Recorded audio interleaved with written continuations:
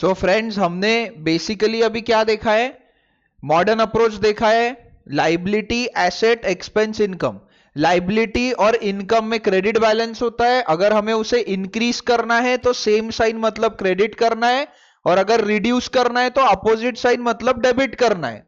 और एसेट और एक्सपेंस में डेबिट बैलेंस होता है। अगर हमें उसे इंक्रीज करना है तो सेम साइन मतलब डेबिट करना है, और अगर रिड्यूस करना है तो अपोजिट साइन मतलब क्रेडिट करना है। तो बेसिकली अगर मैं बोलूं तो दो ही चीजें हैं। एक है भाई डेबिट, है ना? तो डेबिट करते टाइम दो चीजें हो सकती है, एसेट और एक्सपेंस इंक्रीज होगा तब डेबिट होगा, या फिर लाइबिलिटी और इनकम जब डिक्रीज होगा तब डेबिट होगा, क्योंकि इसमें क्रेडिट बैलेंस होता है। रिड्यूस करने के लिए अपोजिट साइन मतलब डेबिट करना पड़ेगा। और दूसरी चीज है क्रेडिट। सो क्रेडिट कब हो सकता है? लाइबिलिटी या इनकम इंक्रीज हो रहा है तब, या तो एसेट या एक्सपेंस डिक्रीज हो रहा है तब। सो बेसिकली आपको सिर्फ इतना ही काम का है। मतलब जो मैं आपको 12th में पूरा अकाउंट्स पढ़ाने वाला हूं वो बस ये एक लाइन जितना है, खत्म। और ये एक लाइन ही बहुत डिफिकल्ट जाती है। तो जो आपका पेज नंबर 1 है उसमें एंड में देखो ऐसा दिया हुआ है, बाकी तो ऊपर का आपने सब लिख लिया है। तो एंड में बस ये चीजें लिख लो कि भाई डेबिट में क्या हो सकता है, एसेट इंक्रीज हो सकता है, एक्सपेंस इंक्रीज हो सकता है, लाइबिलिटी डिक्रीज हो सकती है, इनकम डिक्रीज हो सकती है। क्रेडिट में लाइबिलिटी और इनकम इंक्रीज हो सकती है, एसेट और एक्सपेंस डिक्रीज हो सकता है। ठीक है, लिख लिया? चलो आगे बढ़ते हैं अब। सो अब हम पढ़ेंगे बेटा सबसे पहले चैप्टर नंबर 8 जो आपका कंपनी अकाउंट्स है, जिसमें है इश्यू ऑफ शेयर्स। तो जो अकाउंटिंग इक्वेशन होता है उसमें, सॉरी, अकाउंटिंग साइकिल जो होता है उसमें क्या होता है, सबसे पहले journal, then ledger, then trial balance and then final accounts. तो ये जो आपका चैप्टर नंबर 8 है, ये आपका जर्नल जो फर्स्ट पार्ट होता है ना, वो बहुत अच्छे से क्लियर करके देता है। इसलिए हम सबसे पहले पढ़ेंगे company accounts, issue of shares. ठीक है, तो चलो समझते हैं। इसमें कुछ बेसिक कॉन्सेप्ट्स इस लेक्चर में आपको मैं समझाऊंगा कि कंपनी क्यों फॉर्म हुई, कंपनी में इश्यू ऑफ शेयर्स में एग्जैक्टली क्या होता है, क्यों होता है, वो पूरा सिस्टम हम अच्छे से समझ लेंगे। फ्रेंड्स, एक बात अच्छे से ध्यान रखो, क्वेश्चन आंसर सॉल्व करना बहुत ही इजी है अगर आपको उस चैप्टर की पूरी स्टोरी पता है तो। ठीक है, तो मेरा काम सबसे पहले एज अ टीचर है कि मैं आपको पहले उस चैप्टर की पूरी स्टोरी समझाऊं। अगर आप वो स्टोरी समझ गए ना, तो सच में बोल रहा हूं आपके क्वेश्चन आंसर्स बहुत इजीली सॉल्व होते हैं। ठीक है, तो पहले हम उस चैप्टर की स्टोरी समझते हैं कि भाई ये आया कहां से, क्यों आया और क्या होता है। उसके बाद में फिर हम लोग क्वेश्चन आंसर्स करेंगे, वो बहुत ईजी है। तो देखो, पहले आपने 11th में पढ़ा है सोल प्रोपराइटर। तो सोल प्रोपराइटर का मतलब क्या होता है? एक अकेला बिजनेसमैन है और वो क्या कर रहा है। हाँ, सोल प्रोपराइटर मतलब होता है अकेला बिजनेसमैन है जो जिसको बिजनेस स्टार्ट करना है। तो हमारे केस में इस बिजनेसमैन को क्या करना है? He wants to start electric vehicle manufacturing plant. आजकल ईवी बहुत चल रहा है, तो उसको electric vehicle manufacturing plant open करना है। अब इसको ना बड़े स्केल पे ओपन करना है, ऐसा छोटा मोटा नहीं करना है। तो इसका रिक्वायर्ड कैपिटल है 1000 crore rupees.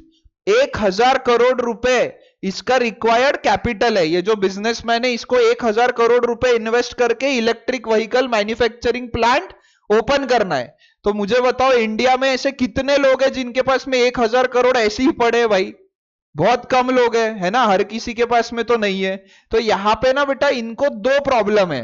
There are two problems. जो सोल प्रोपराइटर होता है, सिंगल ओनर होता है, उसको ना दो प्रॉब्लम्स होते हैं। पहला प्रॉब्लम है कि लिमिटेड कैपिटल। भाई 1000 करोड़ रुपए अकेले बंदे ने लगाना इजी नहीं है। ऐसे बहुत कम लोग हैं जो 1000 करोड़ रुपए किसी बिजनेस में इन्वेस्ट कर सकते हैं ना। तो पहली चीज है कि लिमिटेड कैपिटल है, पैसा बहुत लिमिटेड है। और दूसरी चीज है कि अनलिमिटेड लाइबिलिटी है। अब अनलिमिटेड लाइबिलिटी जो है, इसका मतलब क्या होता है? इसने समझो चलो 1000 करोड़ रुपए बिजनेस में लगा भी दिए, लेकिन अगर इसमें 1000 करोड़ से ज्यादा का लॉस हो गया, मतलब लॉस, अब 1000 करोड़ इसने लगाए तो हो सकता है ये अपने फ्रेंड से कुछ लोन लिया उसने 200-300 करोड़, 300-400 करोड़ उसने बैंक से लोन लिया, तो टोटल 1600 करोड़ उसने इन्वेस्ट किए, जिसमें से 1000 करोड़ उसके खुद के हैं और 600 करोड़ रुपीज लोन के हैं। तो उसने जो 1600 करोड़ रुपीज इन्वेस्ट किए, वो समझो पूरे के पूरे डूब गए, वो लॉस हो गया। ये जो उसने मैन्युफैक्चरिंग प्लांट ओपन किया था, ये लॉस में चला गया। तो जो 1000 करोड़ रुपीस उसने इन्वेस्ट किए थे वो तो उसके गए गए, बट जो 600 करोड़ रुपीस का उसने लोन लेके इन्वेस्टमेंट किया है, ये उसको उसके पर्सनल एसेट्स, पर्सनल प्रॉपर्टी बेच के लोगों को पैसा देना पड़ेगा। तो ये होता है अनलिमिटेड लाइबिलिटी। अनलिमिटेड लाइबिलिटी मतलब जितना पैसा लगाया वो तो गया ही गया, बट उससे ऊपर अगर कुछ लॉस होता है तो वो भी इसको खुद के जेब से, खुद की प्रॉपर्टी बेच के पैसा देना है। तो इसमें दो प्रॉब्लम क्या है मेजर, एक है कि लिमिटेड कैपिटल है, दूसरा है अनलिमिटेड लाइबिलिटी है। तो अब ये क्या सोचता है, so he thinks to start a partnership firm, कि बोले चलो अब अपने पास में तो नहीं है इतना पैसा या फिर अनलिमिटेड लाइबिलिटी है, तो अपन पार्टनरशिप फर्म में स्टार्ट करते हैं बिजनेस। तो पार्टनरशिप फर्म में क्या है, पार्टनर्स है अब इसके साथ, है ना, ये अकेला नहीं है, इसके साथ पार्टनर्स है। ठीक है, अब इनको भी फिर से क्या करना है, electric vehicle manufacturing plant open करना है जिसका रिक्वायर्ड कैपिटल 1000 करोड़ है। लेकिन पार्टनरशिप फर्म में भी एक प्रॉब्लम है बेटा, कि मैक्सिमम नंबर ऑफ पार्टनर्स सिर्फ 50 रह सकते हैं। मतलब 50 से ऊपर पार्टनरशिप फर्म में बिजनेस नहीं हो सकता है। यहां पे मैक्सिमम सीलिंग है 50 पार्टनर्स की। तो अगर हम 50 पार्टनर बोले 1000 करोड़ रुपए लगाने वाले, तो भी 20-20 करोड़ रुपए एक को लगाना पड़ेगा। मतलब किसी को कम किसी को ज्यादा हो सकता है, बट एक एवरेज पकड़े तो 20 करोड़ रुपए हर एक पर्सन को लगाना पड़ेगा। तो बाबा 50 लोगों को, 50 पार्टनर्स को जिनके पास 20-20 करोड़ रुपए हो, ऐसे 50 पार्टनर्स को पकड़ना भी बहुत डिफिकल्ट है ना, इतना इजी नहीं है। और इतने 50 लोग अगर 20-20 करोड़ लगा रहे हैं तो वो 50 लोगों का सबका सुनना पड़ेगा हमें। तो पार्टनरशिप फर्म इतना इजी नहीं है वो भी रन करना, है ना। वो भी 50 पार्टनर 20-20 करोड़ वाले पहले ढूंढना, उनको मनाना और फिर ये बिजनेस को सक्सेसफुली रन करना, तो वो डिफिकल्ट होता है। तो यहाँ पे फिर से दो प्रॉब्लम्स है।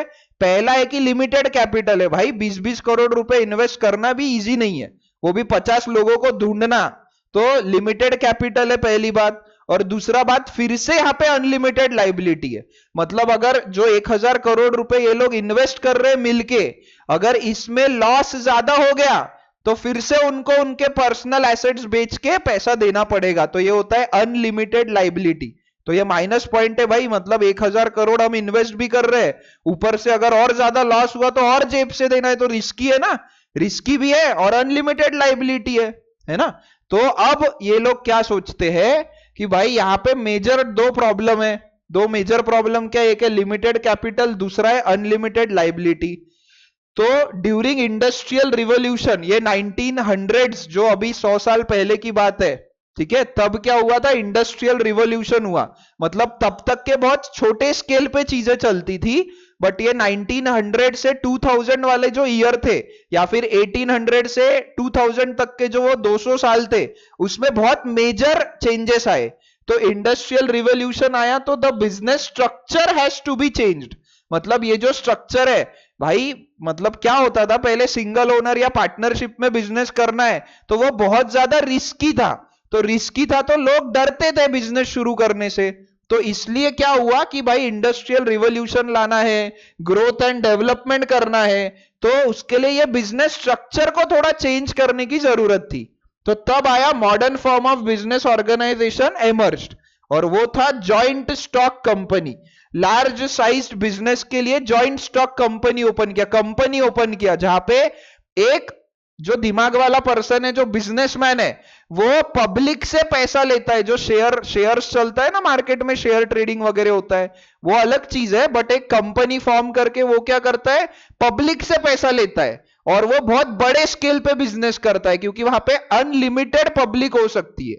मतलब जो पैसा लगाने वाले, वो कितने भी लोग कितना भी पैसा लगा सकते हैं। वो क्या होता है हम समझेंगे आगे, बट मीनिंग समझो आप, कि भाई सोल प्रोप्राइटर में और पार्टनरशिप में प्रॉब्लम था कि लिमिटेड कैपिटल था और अनलिमिटेड लाइबिलिटी थी। तो उसको ओवरकम करने के लिए कंपनी का फॉर्म हुआ। ठीक है, कंपनी फॉर्म हुई।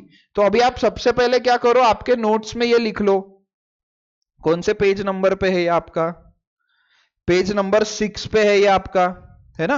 पेज नंबर 6 पे 2 मेजर प्रॉब्लम्स है, तो ये दोनों लिख लो, और उसके नीचे ये जो बॉक्स वहां पे बना के दिया है रेक्टेंगल, वहां पे ये लिख लो। लेक्चर पॉज करते जाओ और लिखते जाओ। चलो, तो अभी कंपनी क्या होता है हम वो समझते हैं, हमको यही पढ़ना है अभी। तो बिजनेसमैन और उसके साथ में बहुत सारे शेयर होल्डर्स मिलके क्या करते हैं, पहले एक कंपनी फॉर्म करते हैं, एक सेपरेट लीगल एंटिटी फॉर्म की जाती है एक, ठीक है। ये सब और ये अलग है, company is a separate legal entity, ये एक आर्टिफिशियल पर्सन है। हमने पढ़ा ना पर्सनल दो अकाउंट है, एक नेचुरल और एक लीगल। तो ये लीगल पर्सन अलग से एक फॉर्म होता है और ये कंपनी के नाम से फिर ये पूरा बिजनेस चलता है। इलेक्ट्रिक व्हीकल मैन्युफैक्चरिंग प्लांट जिसका रिक्वायर्ड कैपिटल है 1000 करोड़। अब यहां पे बेटा जो सोल प्रोपराइटर और पार्टनरशिप में दो प्रॉब्लम्स थी, दो डिसएडवांटेजेस थे, वही यहां पे एडवांटेज है, वही यहां पे बेनिफिट है। नंबर 1 है कंपैरेटिवली वेरी हाई कैपिटल, यहां पे 1000 करोड़ नहीं और भी चाहिए तो और हम शेयर होल्डर्स बढ़ा सकते हैं और हम एडिशनल कितना भी पैसा रेज कर सकते हैं।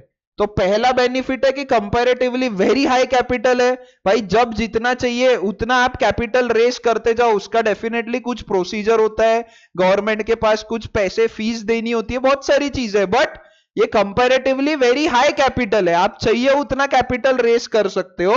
And the second most important thing is limited liability, मतलब समझो ये जो शेयर होल्डर्स है, ये जो 1000 करोड़ रुपीस का टोटल कैपिटल है, this is divided into rupees 100 share, मतलब 100 रुपए का एक शेयर, ऐसे 10 करोड़ शेयर्स है समझो। तो ये 1000 crore rupees is divided into 10 crore shares of rupees 100 each, ठीक है।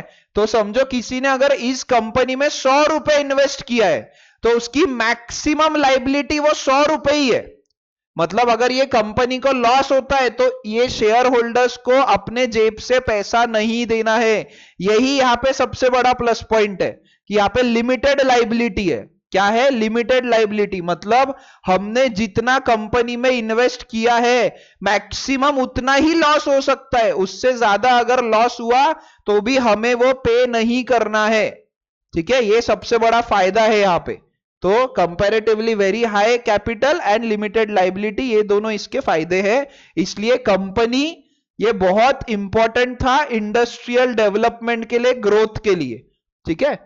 तो अब देखो ये कंपनी है, ये शेयर होल्डर्स है, तो होता क्या है, ये शेयर होल्डर्स कंपनी में इन्वेस्टमेंट कर रहे हैं और ये जब भी होता है तो बेटा ये बैंक से होता है। मुझे बताओ, समझो हमें रिलायंस कंपनी में इन्वेस्टमेंट करना है तो हम क्या मुंबई जाएंगे, एंटीलिया के नीचे जाएंगे और गार्ड्स को बोलेंगे कि भाई अंबानी को नीचे बुलाओ, मुझे 100 रुपए का एक शेयर खरीदना है, ऐसा बोलेंगे क्या? नहीं बोलेंगे।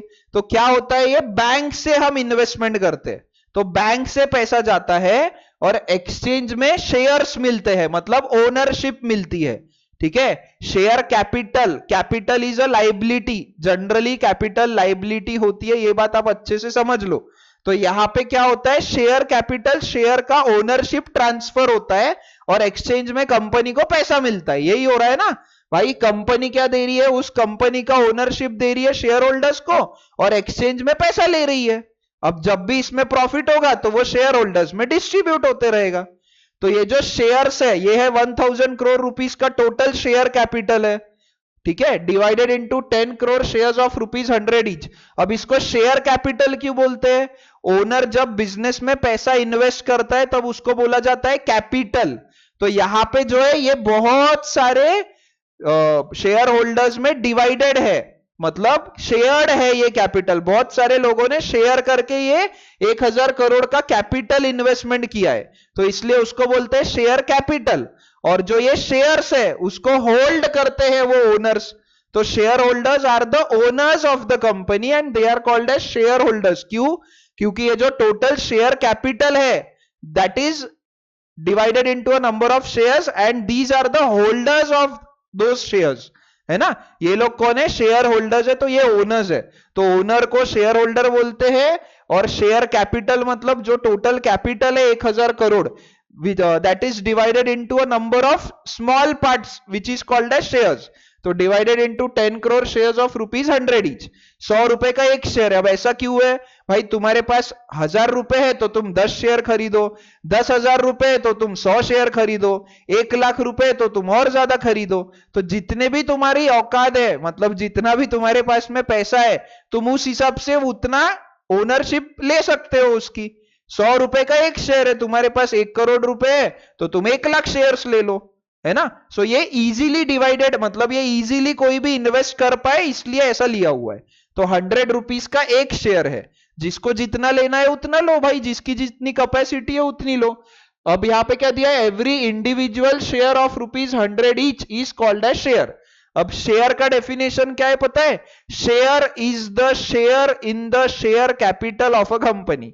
Share is the share in the share capital, मतलब जो टोटल शेयर कैपिटल है उसमें का एक पार्ट, एक शेयर इज अ शेयर।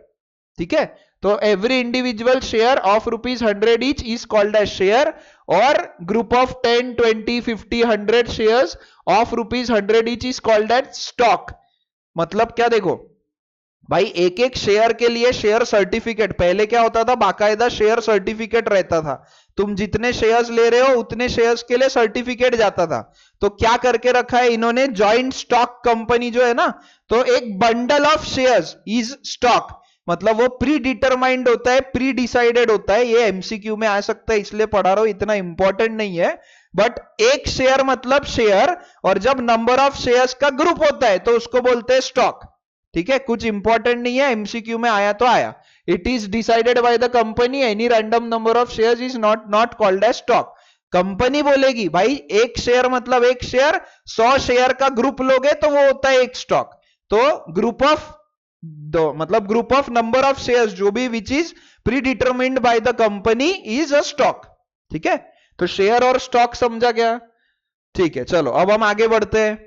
तो company issued share capital of ₹1000 crore. So left में रहेगा कंपनी, राइट में रहेगा शेयर होल्डर्स, है ना। शेयर होल्डर्स मतलब ओनर्स ऑफ द कंपनी। तो हमने सॉरी, हम कौन है, हाँ ये इंपॉर्टेंट है। अब यहां पे कंपनी के केस में जो हम चैप्टर पढ़ रहे हैं, company accounts issue of shares, यहां पे एंटिटी है हमारा कंपनी। जब आप पार्टनरशिप पढ़ोगे आपको 12th में 3 चीजें पढ़नी है, एक है कंपनी, तो वो केस में एंटिटी रहेगा कंपनी। हमें हर चीज को कंपनी के पॉइंट ऑफ व्यू से सोच के ट्रांजैक्शन के इफेक्ट देने हैं, पहली बात। दूसरा, जब आप पार्टनरशिप पढ़ोगे तो आपके एंटिटी पार्टनर्स नहीं रहेंगे, पार्टनरशिप फर्म में जो बिजनेस कर रहे हो वो आपका एंटिटी रहेगा। तीसरा, आप पढ़ने वाले हो नॉट फॉर प्रॉफिट ऑर्गेनाइजेशन, मतलब जो एनजीओज होते हैं, तो वो टाइम पे आप एनजीओ का अकाउंटिंग कर रहे हो तो आपका एंटिटी रहेगा एनजीओ। ठीक है, तो आप जिसकी अकाउंटिंग करते हो उसके पॉइंट ऑफ व्यू से सोचना इंपॉर्टेंट होता है, इसलिए मैंने सबसे पहले आपको एंटिटी कॉन्सेप्ट पढ़ा है। तो अभी हम अकाउंटिंग शेयर होल्डर्स की नहीं कर रहे हैं, अभी हम अकाउंटिंग कर रहे हैं कंपनी की। तो कंपनी के पास पैसा आया बैंक से, बैंक क्या हो गया, कंपनी के लिए एसेट हो गया, और बैंक बैलेंस हमारा इंक्रीज हो रहा है, एसेट को इंक्रीज करना है तो एसेट में डेबिट बैलेंस होता है, इंक्रीज करने के लिए सेम साइन मतलब डेबिट करना पड़ेगा, है ना। एकदम इजी है भाई। 1000 करोड़ रुपए बैंक में आया, हमारे पास आया ना कंपनी के पास, हम अभी कंपनी की अकाउंटिंग कर रहे हैं, शेयर होल्डर्स की नहीं कर रहे। तो कंपनी के पास 1000 करोड़ रुपए आया बैंक में, तो एसेट बढ़ रहा है, एसेट में डेबिट बैलेंस होता है, इंक्रीज करने के लिए सेम साइन मतलब डेबिट करना पड़ेगा। और एक्सचेंज में हमने उनको शेयर कैपिटल दिया जो कि हमारी ओनरशिप है कंपनी की, तो हमारी लाइबिलिटी इंक्रीज हुई। अभी के लिए फिलहाल आप ये ध्यान रखो कि कैपिटल जनरली लाइबिलिटी होता है। ये चैप्टर पढ़ने के लिए ना थोड़ा सा आपको ये चीज समझ में लेना पड़ेगा कि कैपिटल जो होता है, ओनर ने पैसा लगाया ना बिजनेस में, तो हमें उनको वो पैसा प्लस प्रॉफिट देना बाकी है, तो वो क्या हो गया, हमारे लिए लाइबिलिटी हो गया। तो शेयर कैपिटल जो हमने ओनरशिप ट्रांसफर की है, एक्चुअली ये पेपर जो हमने दिया इसका कोई वैल्यू नहीं है ना। तो हमने जो ओनरशिप ट्रांसफर की है तो हमारे पास पैसा आया, अभी हमें एक्सचेंज में ये पैसा प्लस इसके ऊपर का प्रॉफिट उनको देना बाकी है, इसलिए ये क्या हो गई, हमारी लाइबिलिटी इंक्रीज होगी। शेयर कैपिटल, लाइबिलिटी इंक्रीज होगी, लाइबिलिटी में क्रेडिट बैलेंस होता है, इंक्रीज करने के लिए सेम साइन मतलब क्रेडिट करना पड़ेगा। तो क्या होगा, बैंक अकाउंट में डेबिट होगा और शेयर कैपिटल अकाउंट में क्रेडिट होगा। यहां पे दो अकाउंट कौन से, एक है बैंक अकाउंट ₹1000 करोड़, एक है share capital account ₹1000 crore. Bank account हमारा एसेट इंक्रीज हो रहा है, एसेट में डेबिट बैलेंस होता है, इंक्रीज करने के लिए सेम साइन मतलब डेबिट। शेयर कैपिटल लाइबिलिटी है क्योंकि हमें ये पैसा और इसके साथ में प्रॉफिट ये हमें शेयर होल्डर्स को देना है, तो लाइबिलिटी इंक्रीज हो रही है, लाइबिलिटी में क्रेडिट बैलेंस होता है, इंक्रीज करने के लिए सेम साइन मतलब क्रेडिट करना है ना। तो बेटा एक्चुअल में ना ये चैप्टर में आपको सिर्फ ये एक ही जर्नल एंट्री है एक्चुअली स्पीकिंग, बट ये एक जर्नल एंट्री बहुत सारे पार्ट्स में डिवाइडेड है। मतलब बेसिकली ये एक ही जर्नल एंट्री पे आपका पूरा का पूरा चैप्टर है। ठीक है, एक जर्नल एंट्री पढ़ने के लिए आपको इतना बड़ा चैप्टर पढ़ना पड़ रहा है। तो अभी आप क्या करो, लेक्चर पॉज करो और पहले ये लिख लो अच्छे से। सो फ्रेंड्स, अब मैं आपको ये बताऊंगा जो अभी बोला ना मैंने कि ये एक ही एंट्री है बट ये बहुत सारे पार्ट्स में डिवाइडेड है। तो ये एग्जैक्टली क्यों है और कैसे डिवाइडेड है वो समझते हैं। तो ये कंपनी है और ये शेयर होल्डर्स है, इन्होंने 1000 करोड़ रुपए इन्वेस्ट करना है कंपनी में। तो मुझे बताओ कंपनी को क्या ये 1000 करोड़ एक दिन में लगने वाले हैं क्या? Company doesn't require 1000 crore in 1 day और इवन इन 1 ईयर। एक दिन छोड़ो, एक साल में भी नहीं, उसको टाइम लगेगा। क्यों लगेगा? देखो, पहले कंपनी लैंड परचेस करेगी, उसके लिए लैंड ढूंढना पड़ेगा, फिर उस पर धीरे धीरे डिजाइन बनेगी पूरी फैक्ट्री का, फिर वो धीरे धीरे कंस्ट्रक्शन होगा उसका, वो फैक्ट्री कंस्ट्रक्ट होगी और कंस्ट्रक्शन में समझो 200 करोड़ रुपए लग रहे हैं। तो ये 2 साल 3 साल 4 साल इसमें टाइम लगेगा, है ना। उसके बाद में पूरा इंटीरियर बनेगा वो फैक्ट्री का, उसके बाद में फिर इसमें वर्किंग कैपिटल जैसे कि रॉ मटेरियल लगेगा, स्पेयर पार्ट्स लगेंगे, फिर जो सैलरी वगैरह देना है वो सबका पूरा वर्किंग कैपिटल होता है, वो कि जो भी रेगुलर के खर्चे, पावर का खर्चा है, बहुत सारी चीजें। तो वर्किंग कैपिटल में 250 करोड़ लगेगा, मतलब ये तो 500 करोड़ ही हुआ। इसके बाद में धीरे धीरे और पैसा लगते जाएगा। तो ये पैसा एक दिन में नहीं लगने वाला है। तो ये जो पैसा कंपनी मांगती है ना 100 रुपए पर शेयर, ये डिवाइडेड होता है अलग अलग स्टेजेस में, क्योंकि पैसा एक दिन में नहीं लगने वाला है, धीरे धीरे लगने वाला है। तो वो पैसा भी स्टेजेस में मांगती है। तो स्टेज 1 होता है एप्लीकेशन स्टेज, स्टेज 2 होता है अलॉटमेंट स्टेज, स्टेज 3 होता है फर्स्ट कॉल, स्टेज 4 होता है सेकेंड कॉल। ऐसे बहुत सारे कॉल हो सकते हैं एंड देन फाइनली होता है फाइनल कॉल। तो आपको फिलहाल अभी बुक्स में मैक्सिमम 5 स्टेजेस ही दिए हैं। वैसे तो 4 ही स्टेजेस दिए हैं मैक्सिमम, बट हम लोग ऐसा समझो कि रियल लाइफ में ये कितने भी स्टेजेस हो सकते हैं।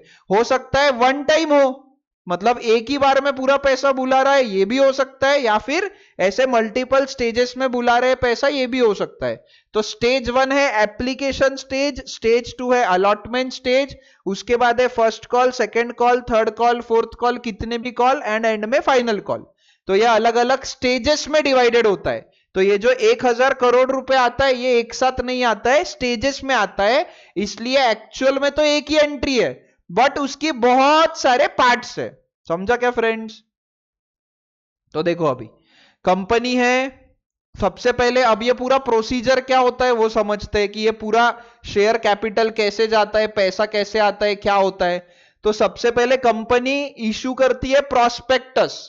प्रॉस्पेक्टस मतलब क्या? Provides information and full details about an investment offering for sale to the public. मतलब ये कंपनी क्या करने वाली है, इसका आगे का पूरा फ्यूचर प्लानिंग क्या है, देन इसके बाद में कंपनी के डायरेक्टर्स कौन कौन है, ठीक है, ऐसे अलग अलग चीजें वो कंपनी प्रोवाइड करती है उसके प्रोस्पेक्टस में, पूरी डिटेल्स होती है उसमें। आगे जाके कंपनी क्या करेगी, आगे 5 साल बाद का, 10 साल बाद का उनका क्या विजन है, ये सारी चीजें होती है। तो ये प्रोस्पेक्टस इशू होता है और ये किसको? जनरल पब्लिक ये पूरा देखती है प्रोस्पेक्टस, ठीक है। अब ये जनरल पब्लिक जो है, इनमें से जो भी इंटरेस्टेड होता है वो कंपनी को एप्लीकेशन देता है। अब मुझे बताओ कि समझो तुम और मैं, हम लोग एक्चुअली इंटरेस्टेड नहीं है, हमें कोई मतलब नहीं है, बट हमने एक एप्लीकेशन लिख के दे दिया कि हमको शेयर चाहिए। अब हमारा सीरियसनेस कैसे पता चलेगा, सही में चाहिए या नहीं चाहिए? तो कंपनी क्या बोलती है, एप्लीकेशन के साथ में कुछ तो भी एडवांस मनी आप हमको भेजो, और उसको बोलते हैं एप्लीकेशन मनी। नहीं तो क्या होगा, लोग एप्लीकेशन दे देंगे और समझो कितने शेयर्स है यहाँ पे, 10 करोड़ शेयर्स है, और लोगों ने कर दिया 20 करोड़ लोगों ने अप्लाई कर दिया, ठीक है। शेयर्स तो 10 करोड़ ही है बट अप्लाई कितने लोगों ने किया? 20 करोड़ लोगों ने अप्लाई किया, जिसमें से 5 करोड़ लोग तो इंटरेस्टेड ही नहीं है, टाइम पास करने के लिए एप्लीकेशन भेज दिया। तो क्या होगा, ये जो गड़बड़ होगी तो कंपनी क्या बोलती है, भाई तुम्हारा सीरियसनेस है क्या, तो वो प्रूव करने के लिए आप कुछ तो भी एडवांस मनी भी भेजो, ठीक है, तो एप्लीकेशन के साथ साथ हमें कुछ तो भी एप्लीकेशन मनी भी भेजना पड़ता है। फिर जो भी एप्लीकेशन आते हैं कंपनी डिसाइड करती है किसको शेयर्स देना है किसको शेयर्स नहीं देना है, ये कंपनी डिसाइड करती है। क्योंकि देखो समझो 10 करोड़ शेयर्स है कंपनी के पास और उनके पास एप्लीकेशन 9 करोड़ शेयर्स की चाहिए, तो क्या होगा, तो कंपनी सबको इशू कर देगी, क्योंकि भाई 10 करोड़ शेयर है, एप्लीकेशन तो 9 करोड़ शेयर की आई है, तो यहां पे तो ऑलरेडी कम पड़ रहा है तो पूरे दे दो। उसके बाद में 10 करोड़ शेयर्स है, 10 करोड़ की एप्लीकेशन आई तो भी कोई प्रॉब्लम नहीं है, जितनी आई उतनों को सबको दे दो। बट शेयर्स है 10 crore, but application I 15 crore 20 crore 30 crore shares की, तो ये तो पॉसिबल नहीं है क्योंकि मैक्सिमम 10 करोड़ शेयर ही है। तो इसलिए कंपनी क्या बोलती है, भाई तुम एप्लीकेशन भेजो, साथ में पैसा भेजो, फिर हम डिसाइड करेंगे कि शेयर किसको देना है। तो एप्लीकेशन स्टेज पे क्या होता है फ्रेंड्स, पहले पैसा आता है, बाद में शेयर कैपिटल इशू किया जाता है। अब अगर ये शेयर्स देखो, इफ एप्लीकेशन एक्सेप्टेड और एल्स रिफंड, मतलब जितना भी पैसा आया ना इसमें से शेयर्स किसको जाएगा, जिनकी जिनकी एप्लीकेशन एक्सेप्ट हो गई उनको शेयर्स जाएगा, और अगर एप्लीकेशन रिजेक्ट हो गई तो रिफंड चला जाएगा। भाई एक्स्ट्रा का पैसा आया हुआ है तो कंपनी वो रख नहीं सकती है, उनको रिफंड करना पड़ेगा। तो एप्लीकेशन स्टेज पे क्या होता है, पहले एप्लीकेशन के साथ में पैसा आता है और फिर हम शेयर कैपिटल देते हैं। ये बात समझना बहुत ज्यादा इंपॉर्टेंट है। और ऐसा क्यों होता है, क्योंकि कंपनी को देखना है ना भाई तुम लोग सच में इंटरेस्टेड हो क्या, तुम सीरियस हो क्या, तो कंपनी बोलती है एप्लीकेशन के साथ साथ हमको पैसा भी भेजो। फिर कंपनी डिसाइड करेगी कि किसको शेयर्स मिलना चाहिए किसको नहीं। तो कंपनी एक्सचेंज में फिर शेयर कैपिटल देती है, जिनके एप्लीकेशन एक्सेप्ट हो गई, और जिनकी रिजेक्ट हो गई उनको कंपनी रिफंड कर देती है। ठीक है, एकदम इजी है। अब इसके बाद देखो, एक बार तो हो गया, अब इसके बाद क्या होगा फ्रेंड्स कि हर बार कंपनी पहले डिमांड करेगी, क्योंकि पब्लिक को तो नहीं पता ना पैसा कब देना है, वो तो कंपनी को जब रिक्वायरमेंट आएगी, जब ये एप्लीकेशन मनी खत्म होने आएगा या उनको पता है कि आगे क्या करना है, तो पहले कंपनी को डिमांड करना पड़ेगा। तो पहले कंपनी शेयर कैपिटल इशू करेगी। इसके बाद में स्टेज 1 पे, एप्लीकेशन स्टेज पे क्या होता है, पहले पैसा आता है देन ड्यू होता है, मतलब बाद में शेयर कैपिटल जाता है। बट उसके बाद हर एक स्टेज पे पहले कंपनी को बुलाना पड़ेगा ना पैसा, तो शेयर कैपिटल इशू होगा और बाद में मनी रिसीव होगा। पहले मनी डिमांड होगा, अब डिमांड करने के लिए शेयर कैपिटल उनको देना पड़ेगा कि भाई ये लो तुम्हारे लिए शेयर कैपिटल इतना, कॉल का पैसा मांगना पड़ेगा ना उनको, तो इतना पैसा हमने, इतना शेयर कैपिटल हम दे रहे, बदले में पैसे भेजो। ठीक है, तो क्या होता है फ्रेंड्स, अब इसके लिए एकदम अच्छा एग्जांपल अगर चाहिए तो समझो आपका कॉलेज में एडमिशन लेना है, तो आप सबसे पहले क्या करते हो, कॉलेज पहले डिसाइड कैसे करते हो, तो कौन सा कॉलेज कितना अच्छा है, वहां पे क्या क्या फैसिलिटीज होती है, वहां का क्या अलुमनाई है, मतलब पास स्टूडेंट्स कौन है, करंट में टीचर्स कौन है, वो सारी चीजें आप देखते हो, है ना। तो वो हो गया प्रोस्पेक्टस। तो इनका भी होता है कॉलेजेस का, जिसमें पूरी इंफॉर्मेशन दी होती है, या फिर कोई कोचिंग क्लास आप ज्वाइन कर रहे हो तो वो पूरा प्रोस्पेक्टस देते हैं कि भाई कौन से टीचर्स पढ़ाएंगे, क्या टाइमिंग रहेगा, कितनी फीस रहेगी, वो सब चीजें मिलती है। उसके बाद आप क्या करोगे, ये जो प्रोस्पेक्टस लिया है तो अप्लाई करोगे, तो कुछ तो भी पैसा दोगे, थोड़ा बहुत पैसा आप वहां पे भरोगे। समझो 20,000 रुपए फीस है, तो आप 1,000-2,000 रुपए पहले आपको पे करना पड़ेगा आपकी सीट रिजर्व करने के लिए। ठीक है, उसके बाद फिर आपको बताया जाएगा कि आपको 1 महीने बाद, 2 महीने बाद, 3 महीने बाद कितना कितना कब कब पैसा देना है। तो वो आपको डिमांड करेंगे कि भाई अभी पैसा दो, और आप फिर बाद में पैसा दे दोगे। तो यही जो स्टेप आप करते हो रियल लाइफ में, वही यहां पे भी करना है कंपनी के केस में। तो इसमें आपको ध्यान क्या रखना है कि जो स्टेज 1 है एप्लीकेशन स्टेज, वहां पे पहले पैसा रिसीव होता है। अब हमें किसके पॉइंट ऑफ व्यू से सोचना है, कंपनी के। तो कंपनी के पास पहले पैसा आता है, बाद में कंपनी शेयर्स जिसको देना है उसको देती है, नहीं तो पैसा रिफंड कर देती है। ठीक है, और उसके बाद फर्स्ट स्टेज के बाद जितने भी स्टेजेस है, allotment stage, first call, second call, final call, ये जितने भी स्टेजेस है इसमें पहले ड्यू होता है, मतलब पहले हम शेयर कैपिटल देते हैं, बाद में पैसा रिसीव करते हैं। ये जब आप 2-4 क्वेश्चंस कर लोगे ना सॉल्व, उसके बाद आपको बहुत अच्छे से समझ में आएगा। अभी एकदम से टेंशन मत लेना कि सर ये क्या हो रहा है, आपको सब समझ में आएगा। ठीक है, बट बेसिक पॉइंट्स ध्यान रखो। एप्लीकेशन स्टेज में पहले एप्लीकेशन प्लस एडवांस मनी आता है, जिसको एप्लीकेशन मनी बोलते हैं। बाद में हम शेयर कैपिटल इशू करते हैं, क्योंकि हमें पता नहीं ना अभी कि कितने लोगों का एक्सेप्ट होगा, कितने लोगों का रिजेक्ट होगा। ठीक है, उसके बाद में हर बार हमें कंपनी को पैसा मांगना पड़ेगा लोगों से। तो पहले शेयर कैपिटल होता है, मनी डिमांड करते हैं कि चलो अभी पैसा निकालो, और एक्सचेंज में बाद में हमें पैसा मिलता है। ठीक है, तो ये अलग अलग स्टेजेस में डिवाइडेड है, इसलिए हमें एक ही एंट्री को बहुत सारे पार्ट्स में पढ़ना है। सो फ्रेंड्स, अब आ जाओ पेज नंबर 7 पे। हम एक एग्जाम्पल से समझते हैं तो आपको सारी चीजें अच्छे से क्लियर हो जाएगी। ठीक है, सो एग्जाम्पल क्या दिया है देखो। A company issued 10 crore equity shares of ₹100 each payable as. 10 crore shares है, इक्विटी शेयर्स है, 100 रुपीज ईच है। 10 करोड़ शेयर्स, 100 रुपीज ईच। अब जो 100 रुपीज देना है, मतलब हमें जो रिसीव होने वाला है वो कैसा है? एप्लीकेशन पे 20 रुपीज, अलॉटमेंट पे 30 rupees, first and final call 50 rupees. मतलब यहाँ पे टोटल नंबर ऑफ स्टेजेस कितने? 3 स्टेजेस है। Application stage, allotment stage, first and final call. Application stage पे 20 रुपए, अलॉटमेंट स्टेज पे 30 रुपए, फर्स्ट एंड फाइनल कॉल पे 50 रुपए। अब एप्लीकेशन स्टेज पे आपको ध्यान देना है कि पहले पैसा आता है, बाद में शेयर कैपिटल जाता है। ठीक है, तो पहले रिसीव होता है, देन ड्यू होता है, और उसके बाद जितने भी स्टेजेस है उसमें पहले हम ड्यू करते हैं, मतलब पहले पैसा मांगते हैं, तो शेयर कैपिटल जाता है एंड देन पैसा रिसीव होता है। तो company received application for all shares and received all money. जितने भी शेयर्स है उस पे सब सारे एप्लीकेशन मिल गए, मतलब 10 करोड़ शेयर्स हमारे पास है, 10 करोड़ एप्लीकेशन आए और पूरा पैसा मिल गया। पास journal entries in the books of the company. अब ये चैप्टर मैं आपको क्यों पढ़ा रहा हूं, पहले ही बताया कि इसमें आपको सब जर्नल एंट्रीज के ही क्वेश्चन आने वाले मैक्सिमम। तो ये चैप्टर आप अच्छे से पढ़ लोगे तो आपका फर्स्ट स्टेप जो होता है जर्नल, उसके बाद लेजर, उसके बाद फाइनल अकाउंट्स, तो जर्नल की बहुत अच्छे से प्रैक्टिस हो जाएगी। इसलिए मैं सबसे पहले 12th में ये चैप्टर पढ़ाता हूं। ठीक है, तो पास journal entries in the books of the company. तो सबसे पहले हमें ये टेबल बनाना है। अब ये टेबल आपको कोई भी और बुक में नहीं मिलेगा। जैसे जैसे हम आगे बढ़ेंगे तो ये क्वेश्चंस थोड़े थोड़े डिफिकल्ट होते जाएंगे। तो ये टेबल आपको बहुत ज्यादा काम आता है, ये टेबल अच्छे से समझ लो। क्यों? कुछ नहीं है, कॉमन सेंस लॉजिक से बनाया हुआ है, बट ये टेबल कहीं पे मिलता नहीं है। ठीक है, तो यहाँ पे स्टेजेस है, 3 स्टेजेस है। तो पहला स्टेज है, अच्छा पहले ऊपर लिखना है 10 करोड़ शेयर्स, कितने नंबर ऑफ शेयर्स है वो ऊपर लिख दो। और यहाँ पे मैंने अमाउंट इन रुपीज क्रोर्स लिया हुआ है, मतलब क्या बताता हूं। पहला स्टेज है शेयर एप्लीकेशन, वो लिख लो 20 रुपए पर शेयर, एंड देन हमें टोटल करना है, पर share into number of shares आएगा टोटल। तो पहले क्या करना है, स्टेजेस लिख लो, पर शेयर लिख लो।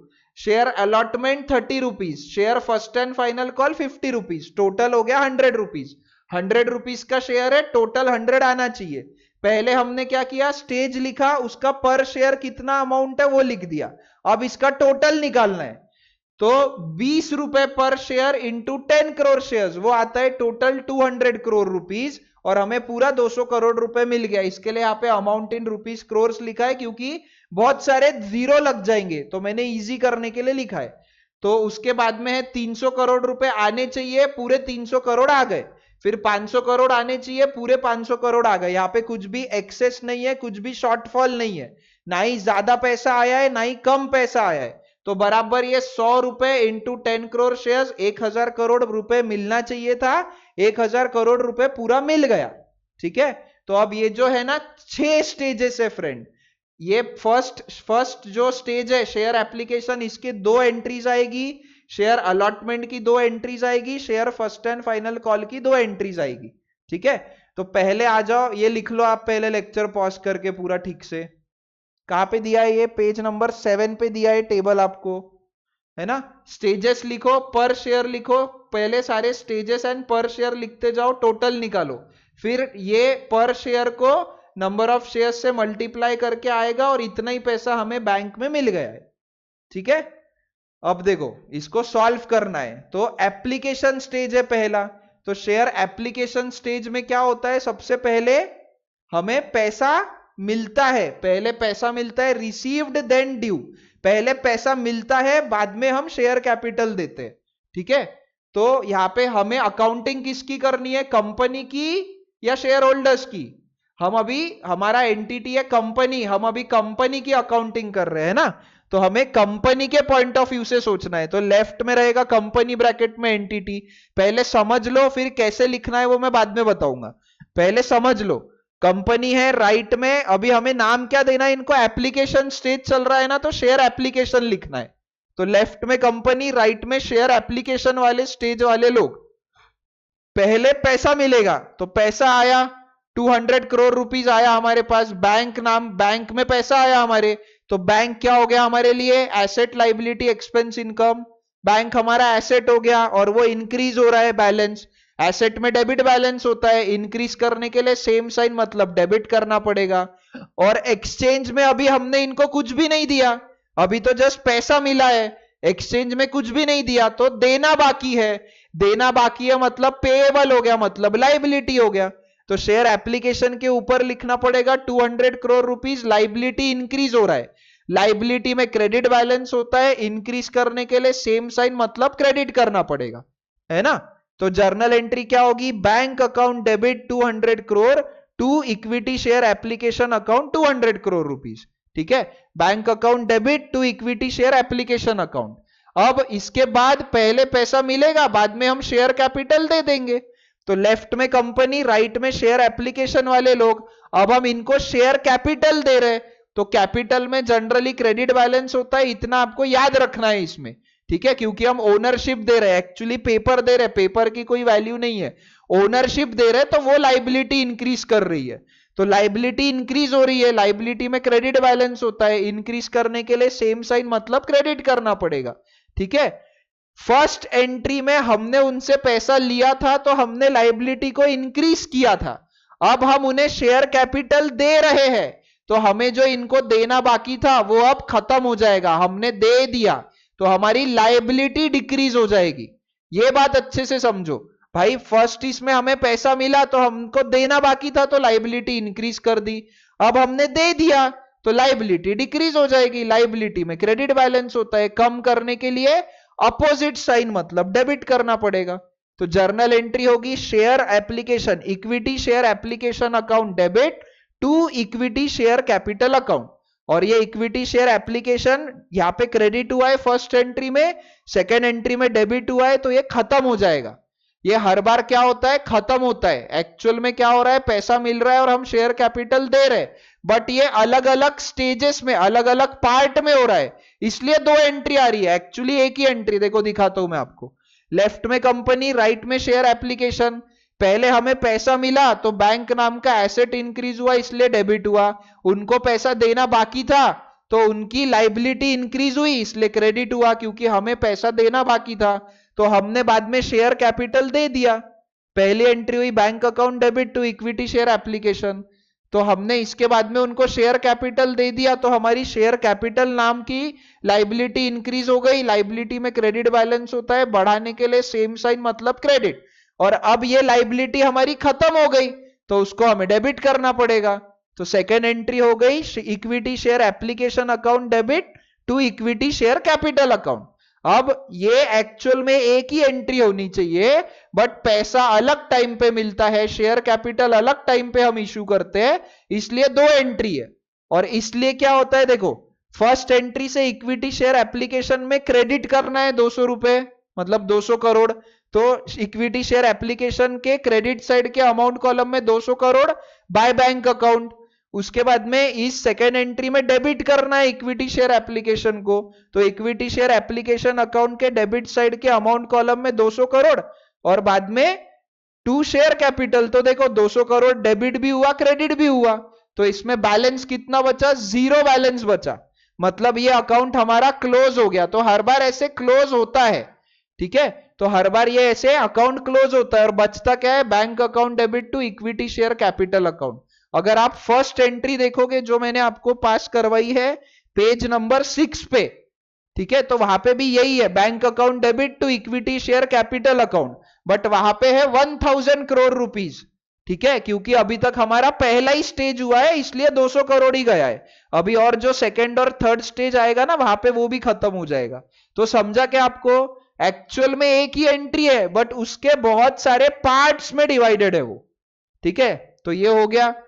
अब ऐसा ही सेकेंड स्टेज है अपना, तो पहले उससे पहले आप ये लिख लो। तो सबसे पहले आपको पेज नंबर 7 पे देखो ये दिया है, पेज नंबर 7 पे आपको पहले ये लिखना है, देन पेज नंबर 8 पे उसकी जर्नल एंट्री लिखना है, फिर वापिस पेज नंबर 7 पे सेकेंड पार्ट लिखना है, पेज नंबर 8 पे सेकेंड एंट्री लिखना है। और हर बार क्या होता है बेटा, ये इक्विटी शेयर एप्लीकेशन और ये इक्विटी शेयर एप्लीकेशन खत्म होना चाहिए, ये आपको देखना है। इस अकाउंट में क्रेडिट भी हुआ है, डेबिट भी हुआ है, तो ये आपको हर बार चेक करना है खत्म हुआ या नहीं हुआ। ठीक है, तो लेक्चर पॉज करो और लिख लो। पहले क्या लिखना है, पहले फर्स्ट जो स्टेज है एप्लीकेशन स्टेज, उसमें पैसा मिला उस वो लिखना है, उसकी एंट्री लिखना है। फिर हमने शेयर कैपिटल दिया वो लिखना है और उसकी एंट्री लिखना है। बराबर स्टेप बाय स्टेप फॉलो करो तो ही आपको ये सारे क्वेश्चंस बहुत इजी लगेंगे। ठीक है, स्टेप बाय स्टेप फॉलो करो, हर एक चीज का कोई स्टेजेस है, हर एक चीज के स्टेप्स है, उसको फॉलो करोगे तो ही आपको इजी लगेगा। तो लेक्चर पॉज करके आप लिख लो, मैं जाता हूं नेक्स्ट स्टेज पे। अब सेकेंड स्टेज है शेयर अलॉटमेंट। यहां पे अब हमें पहले पैसा मांगना पड़ेगा, बाद में पैसा मिलेगा, तो हमें पहले शेयर कैपिटल देना पड़ेगा कि भाई ये लो शेयर कैपिटल दे दिया हमने आपको, पैसे लाओ, फिर वो पैसे देंगे हमें, है ना। हम कौन है, कंपनी है। तो लेफ्ट में यहां पे क्या होगा, ड्यू देन रिसीव, तो लेफ्ट में कंपनी, राइट में शेयर अलॉटमेंट वाले लोग आ जाएंगे अब यहां पे, और हम अभी पहले इनको शेयर कैपिटल देंगे। शेयर कैपिटल हमारी लाइबिलिटी इंक्रीज हो रही है, लाइबिलिटी में क्रेडिट बैलेंस होता है, इंक्रीज करने के लिए सेम साइन मतलब क्रेडिट। तो हमने शेयर कैपिटल दिया, कुछ मिला क्या हमें, अभी अभी नहीं मिला, आगे जाके मिलेगा पैसा, तो हमें मिलना बाकी है, मतलब रिसीवेबल है। मतलब शेयर अलॉटमेंट वाले क्या हो गए हमारे, एसेट या लाइबिलिटी। हमने उनको शेयर कैपिटल दे दिया, एक्सचेंज में पैसा मिलना बाकी है, तो वो हो गए हमारे एसेट। तो हमारा एसेट बढ़ रहा है, एसेट में डेबिट बैलेंस होता है, बढ़ाने के लिए सेम साइन मतलब डेबिट करना पड़ेगा। ठीक है, तो शेयर कैपिटल दिया, लाइबिलिटी बढ़ गई क्रेडिट, शेयर अलॉटमेंट वालों से पैसा लेना बाकी है, एसेट बढ़ गया डेबिट। तो जर्नल एंट्री होगी, equity share allotment account debit 300 crore rupees to equity share capital account 300 crore rupees. भाई उनसे पैसा लेना बाकी है, एसेट बढ़ रहा है इसलिए डेबिट, और हमने शेयर कैपिटल उनको दे दिया, शेयर कैपिटल हमारी लाइबिलिटी इंक्रीज हो रही है इसलिए क्रेडिट। तो ये हो गया पहला पार्ट इसका, शेयर अलॉटमेंट स्टेज का पहला पार्ट। अब दूसरे पार्ट में हमें इनसे पैसा मिलेगा, तो लेफ्ट में कंपनी, राइट में शेयर अलॉटमेंट, हमें इनसे पैसा मिला, तो पैसा मिला, बैंक बैलेंस इंक्रीज हुआ, बैंक हमारा एसेट इंक्रीज हुआ इसलिए डेबिट, एसेट में डेबिट बैलेंस होता है, इंक्रीज करने के लिए सेम साइन मतलब डेबिट। ठीक है, पैसा मिला, एसेट बढ़ा, डेबिट। अभी यहां पे जो था ना, फर्स्ट में हमने क्या किया, इनसे पैसा लेना बाकी था, हमने शेयर कैपिटल दिया, पैसा मिलना बाकी था, तो एसेट बढ़ाया था। अब पैसा मिल गया है तो हमें एसेट को रिड्यूस करना पड़ेगा, एसेट को कम करना पड़ेगा। एसेट में डेबिट बैलेंस होता है, कम करने के लिए अपोजिट साइन मतलब क्रेडिट करना पड़ेगा। तो जर्नल एंट्री होगी, bank account debit 300 crore rupees to equity share allotment account 300 crore rupees. और देखो बराबर इक्विटी शेयर अलॉटमेंट डेबिट भी हुआ, इक्विटी शेयर अलॉटमेंट क्रेडिट भी हुआ। ये बेटा आप जब 2-3 क्वेश्चन सॉल्व कर लोगे ना, तो और अच्छे से क्लियरली समझ में आएगा। अभी नहीं समझ रहा है, थोड़ा थोड़ा समझते जाओ, टेंशन मत लो, है ना, अभी तो शुरू किया है हमने जस्ट, तो धीरे धीरे आएगा वो। तो ये समझा क्या, 2 एंट्रीज। भाई पहले तो हमने शेयर कैपिटल दे दिया, उनसे पैसा मांग रहे हम लोग, पैसा लेना बाकी है, एसेट बढ़ रहा है इसलिए डेबिट, शेयर कैपिटल लाइबिलिटी बढ़ रही है इसलिए क्रेडिट। फिर बाद में उनसे पैसा मिल गया, पैसा मिल गया तो बैंक नाम का एसेट बढ़ गया, पैसा आ गया ना हमारे पास, अब उनसे कुछ लेना बाकी नहीं है तो उनका एसेट कम कर दिया तो क्रेडिट हो गया। ठीक है, इजी है एकदम। चलो, तो अब देखो पहला क्या है, share equity share allotment account debit to equity share capital. दूसरी एंट्री है bank account debit to equity share allotment. अगर हम इक्विटी शेयर अलॉटमेंट अकाउंट देखें तो फर्स्ट एंट्री से हो रहा है डेबिट 300 करोड़ रुपए, क्योंकि हमें उनसे पैसा लेना बाकी है, एसेट बढ़ रहा है इसलिए डेबिट। फिर सेकेंड एंट्री से हो रहा है कि उनसे पैसा मिल गया तो एसेट कम हो रहा है इसलिए क्रेडिट करना है उनको। तो बराबर देखो ये अकाउंट में बचेगा अब जीरो बैलेंस, क्योंकि इनसे जो लेना बाकी था उतना पूरा पैसा मिल गया, ये अकाउंट हो जाएगा खत्म। और अल्टीमेटली बचेगा bank account debit to equity share capital account 300 crore. अभी दो स्टेजेस हो गए, तो बैंक में एक बार 200 करोड़ डेबिट हुआ, अभी 300 करोड़ डेबिट हुआ, तो बराबर बैंक में 500 करोड़ डेबिट हो गया है और इक्विटी शेयर कैपिटल में 500 करोड़ क्रेडिट हो गया है, क्योंकि अभी दो स्टेजेस हुए, तीसरे स्टेज में पूरा हो जाएगा। ठीक है, तो अब हम बढ़ते हैं आगे। तो अभी पहले क्या लिखना है आपको, सेकंड का फर्स्ट पार्ट लिखना है पेज नंबर 7 पे, पेज नंबर 8 पे जर्नल एंट्री, फिर सेकंड का सेकंड पार्ट लिखना है पेज नंबर 7 पे और उसकी एंट्री लिखनी है पेज नंबर 8 पे। इसका नरेशन भी आपको लिखना है, नरेशन एकदम इजी है, वो पढ़ाने जैसा कुछ नहीं है उसमें, वो आप करते करते ही आपको समझ में आ जाएगा। ठीक है, नरेशन लिखना जरूरी होता है और यहाँ पे जनरली डेट नहीं दी रहती है, तो ये आप लोग लिख लो लेक्चर पॉज करके। मैं आगे बढ़ता हूं, लास्ट स्टेज पे जाता हूं अब।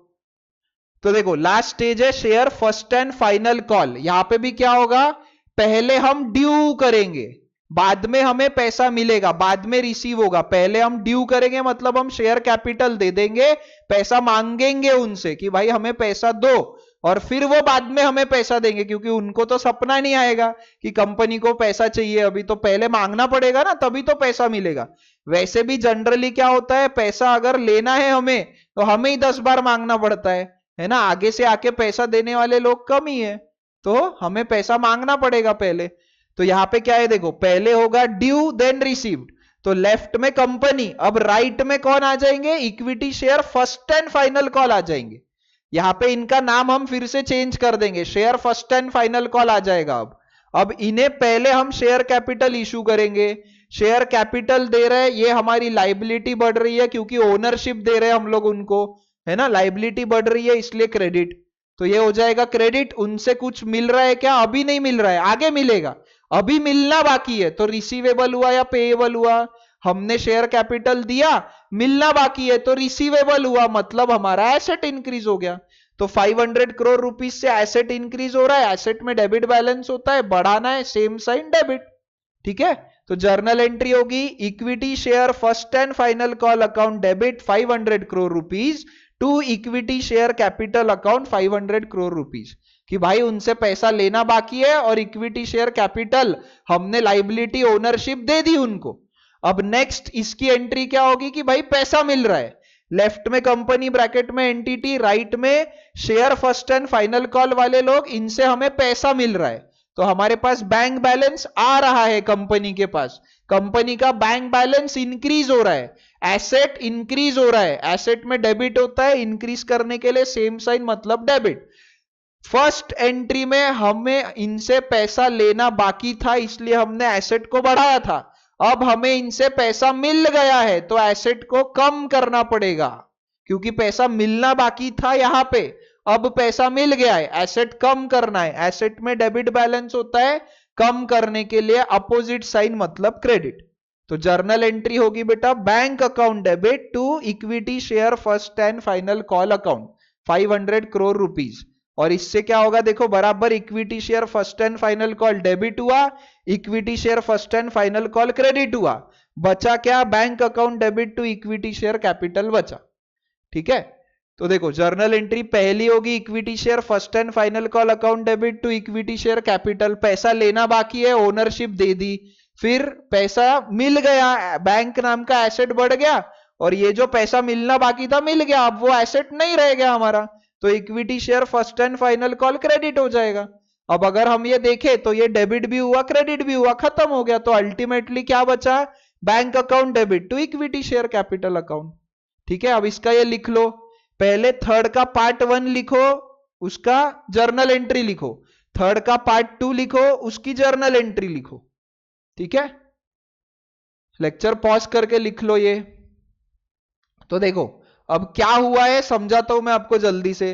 पहले हुआ बैंक में, देखो पहला स्टेज है एप्लीकेशन स्टेज, हमेशा पहले पैसा आएगा बाद में हम शेयर कैपिटल देंगे, बट जो सेकेंड स्टेज से आखिरी तक के स्टेज है उसमें हम पहले शेयर कैपिटल देंगे क्योंकि हमें पैसा मांगना है और बाद में पैसा आएगा।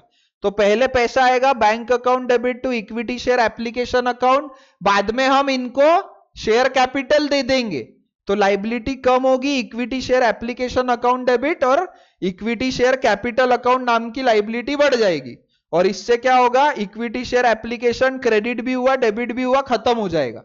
इसके बाद में ये देखो हो गया। इसके बाद फिर पहले पैसा आएगा, बाद में शेयर कैप नहीं सॉरी, पहले शेयर कैपिटल जाएगा, बाद में पैसा आएगा। पहले ड्यू होगा, बाद में रिसीव होगा। तो इनसे पैसा लेना बाकी है। Equity share allotment account debit asset बढ़ रहा है, to equity share capital account liability बढ़ रहा है, क्योंकि इनसे पैसा लेना बाकी है इसलिए एसेट बढ़ाया। अब इनसे पैसा मिल रहा है तो बैंक एसेट बढ़ रहा है, और जो लेना बाकी था वो खत्म कर देंगे। इक्विटी शेयर अलॉटमेंट एसेट कम हो रहा है तो ये भी खत्म हो जाएगा। इक्विटी शेयर अलॉटमेंट डेबिट भी हुआ, क्रेडिट भी हो गया, खत्म हो गया। उसके बाद फिर से पहले हम शेयर कैपिटल देंगे, बाद में पैसा रिसीव होगा। तो equity share first and final call account debit, क्योंकि पैसा लेना बाकी है, एसेट बढ़ रहा है। To equity share capital account, हमने ओनरशिप दे दी, लाइबिलिटी बढ़ गई। अब हमें पैसा मिलेगा तो बैंक नाम का एसेट बढ़ जाएगा, इसलिए बैंक अकाउंट डेबिट। और ये जो लेना बाकी था वो मिल गया तो वो एसेट अब खत्म हो गया। To equity share first and final call, और ये भी खत्म हो जाएगा। तो अल्टीमेटली देखो क्या बचा, बैंक अकाउंट में डेबिट हुआ फर्स्ट एंट्री से 200 करोड़, फिर फोर्थ एंट्री से बैंक अकाउंट डेबिट हुआ 300 करोड़, फिर लास्ट एंट्री से बैंक अकाउंट डेबिट हुआ 500 करोड़। मतलब अल्टीमेटली क्या हुआ, बैंक अकाउंट डेबिट हुआ 1000 करोड़ रुपए से। अब सेकेंड एंट्री से equity share capital account credit हुआ 200 करोड़, थर्ड एंट्री से इक्विटी शेयर कैपिटल क्रेडिट हुआ 300 करोड़, और फिफ्थ एंट्री से इक्विटी शेयर कैपिटल क्रेडिट हुआ 500 करोड़। तो 3 बार क्रेडिट हुआ, तो equity share capital account credit हुआ अल्टीमेटली 1000 करोड़ से। तो अल्टीमेट इतना पूरा करके इफेक्ट क्या आया, bank account debit 1000 crore rupees to equity share capital account 1000 crore rupees. और देखो मैंने आपको यही लिखवाया था, और मैंने इसीलिए बोला था बैंक में डेबिट, इक्विटी शेयर कैपिटल में क्रेडिट। मैंने आपको बोला ना फ्रेंड्स, एक्चुअली ये एक ही एंट्री है, एंट्री एक ही है, लेकिन वो बहुत सारे स्टेजेस में और हर स्टेज में भी पार्ट्स में डिवाइडेड है। तो वो एक एंट्री के लिए आपको पूरा का पूरा चैप्टर समझना है, ठीक है। तो ये हो गया अपना एग्जाम्पल 1। अब जो नेक्स्ट क्वेश्चन दिया है फ्रेंड्स आपको पेज नंबर 10 पे, मार्च 25, वो आपको मार्च 25 मतलब जो फरवरी में अकाउंट्स का पेपर आया था 2025 में, वो है वो। तो आपको एक बार पहले वो खुद से ट्राई करना है, ठीक है। आप लोग एक बार ट्राई करो इसका रेफरेंस लेके, उसके बाद में वो आप लोग नेक्स्ट वीडियो में उसको देख लेना, ठीक है। तो पहले आप लोग ट्राई करो, उसके बाद उसका आंसर आप लोग चेक करना, ओके।